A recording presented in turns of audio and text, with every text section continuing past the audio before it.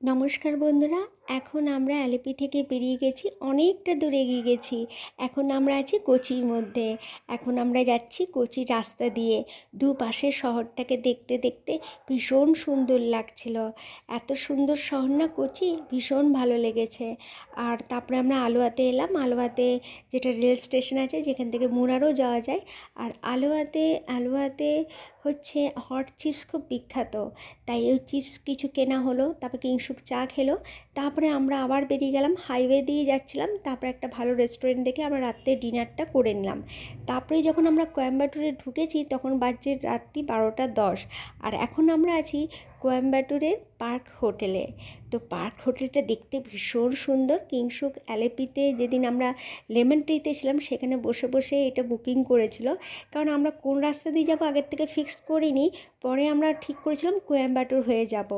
তো কোয়েম্বাটুর দিয়ে যাবো যখন ঠিক করেছিলাম, তখন আমরা বলেছিলাম যখন যাচ্ছি তখন সাদগুরুর যে আদিযোগী কোয়েম্বাটুরের, সেখানে আমরা দর্শন করতে যাব, আদিযোগীকে দর্শন করতে যাব। তো এত সুন্দর মানে একটা আমরা অপরচুনিটি পেয়েছি, সেটা আমরা ছাড়তে চাইনি।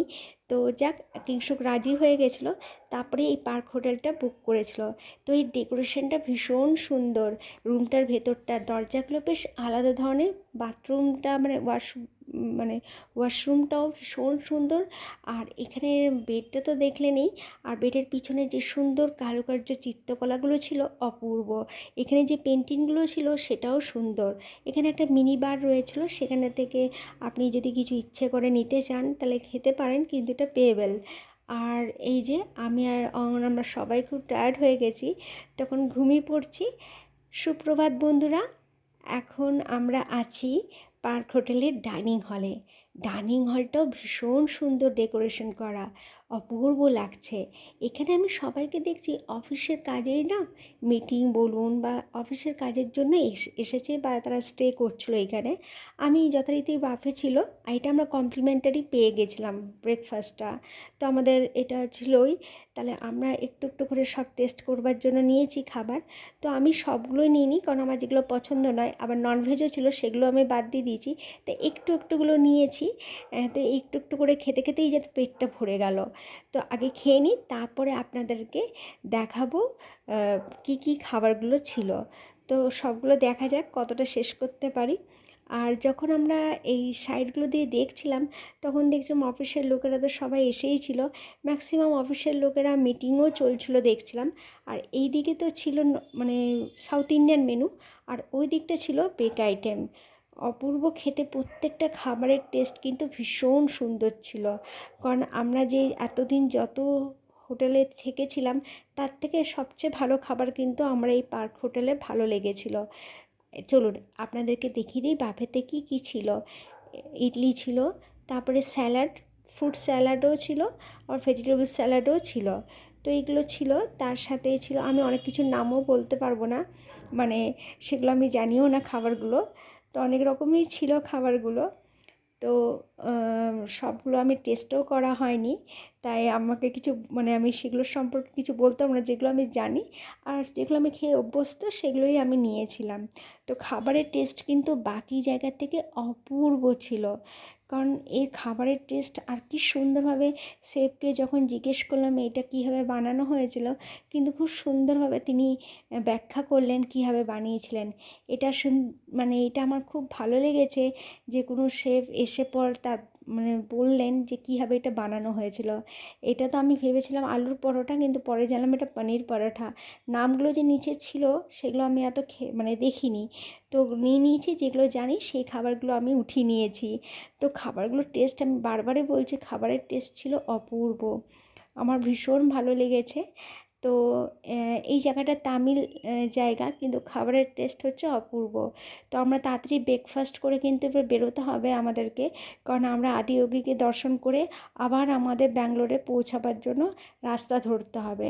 তো আমরা তাড়াতাড়ি খেয়ে পর চলুন, রিসেপশনে কিছু কাজ আছে, ফর্মালিটি আছে, সেগুলো পূরণ করে নিতে হবে। আর ভাবলাম জুসও ছিল, তাহলে জুসটাও একটু টেস্ট করে নিই। আর তার সাথে সাম্বারও আমি একটু নিয়েছিলাম। আর কিংশুকের খুব কাল থেকেই অমলেট খাওয়ার খুব ইচ্ছে হচ্ছিলো, ব্রেড অমলেট। তো লাস্টে ও দেখলো বেশ সুন্দর গরম গরম অমলেট বানিয়ে দিচ্ছে। তো এই যে এইটা হচ্ছে ব্রেক আইটেমের জায়গা, গরম গরম কিন্তু আপনি যা বানাতে বলছেন সেগুলো তো বানিয়ে দিচ্ছে, ইনস্ট্যান্ট ওগুলো হয়ে যাচ্ছে। তারপর দিয়ে এগুলো ব্রেক আইটেমগুলো ছিল, তো আমি অনেক কিছুর নামও জানি না। আর এখানে চা কফি বা বেভারেজ ছিল, সেগুলো আপনি খেতে পারেন। এই দিকটা ছিল ভীষণ সুন্দর, ডেকোরেশন তো আপনাদেরকে বললামই খুবই সুন্দর। তো এইটা ছিল এই রকম টাইপের। এরপর চলুন আমরা আপনাদেরকে নিয়ে যাচ্ছি রিসেপশানে। রিসেপশানটা এই রকম। কালকে যখন রাত্রেবেলা যখন ঢুকেছিলাম, এরকম অটোটা দাঁড়িয়েছিল এখানে, ঠিক মানে এত সুন্দর লাগছিল। আর উপর দিকে যে লাইটগুলো ছিল, তো সেগুলো জ্বলছিল, একদম ফোকাস করছিল ঠিক মিডিলটাকে। তো এত সুন্দর লাগছিল না, কিন্তু রাত্রেবেলা একটু অন্ধকার অন্ধকার লাগছে, কাল সকালে আপনাদেরকে দেখাবো। এই যে লাইটগুলো যখন রাত্রেবেলা জ্বলছিল, কী অপূর্বই না লাগছিল। চলুন আমরা বেরিয়ে পড়েছি, এখন আমরা পুরোপুরি সামনে চলে এসেছি। আর 1 কিলোমিটারের মধ্যেই হচ্ছে সদ্গুরুর আশ্রম।